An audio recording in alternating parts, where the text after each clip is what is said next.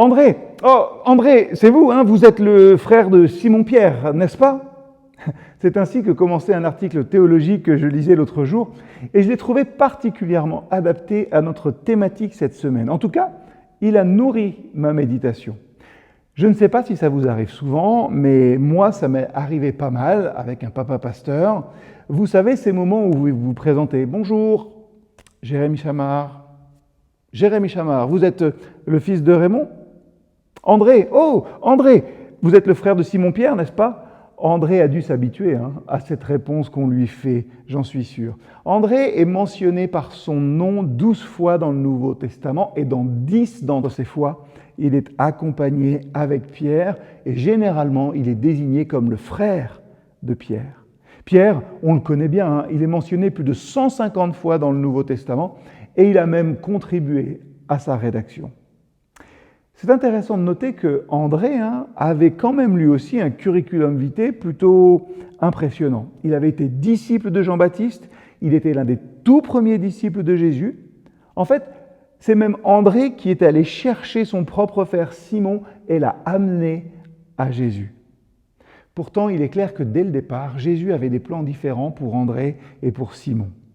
Avant que Simon ait fait ou dit quoi que ce soit, Jésus lui a donné son nouveau nom, en grec Céphas, qui veut dire Pierre, le rocher, et on connaît la suite de ce qui s'est passé.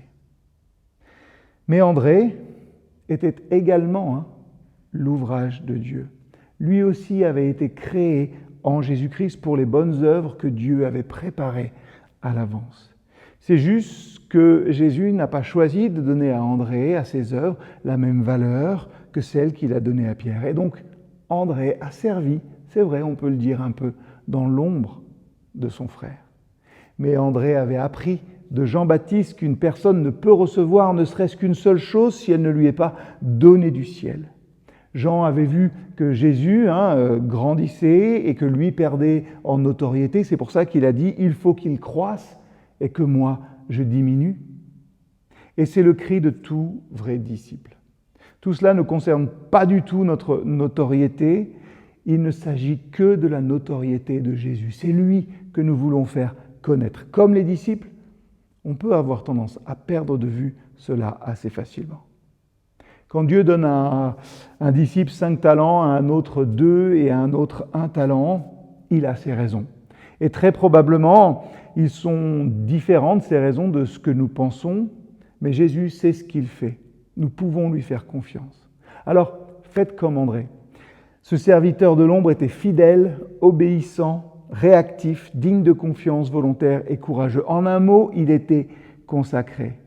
Et la tradition chrétienne dit qu'il a continué à prêcher l'Évangile, à implanter des églises jusqu'à ce qu'il meure sur une croix, lui aussi en 60 après Jésus-Christ. Alors, servons dans l'ombre où Dieu nous place, avec cette même foi, remplie de joie et qui sait persévérer jusqu'au bout.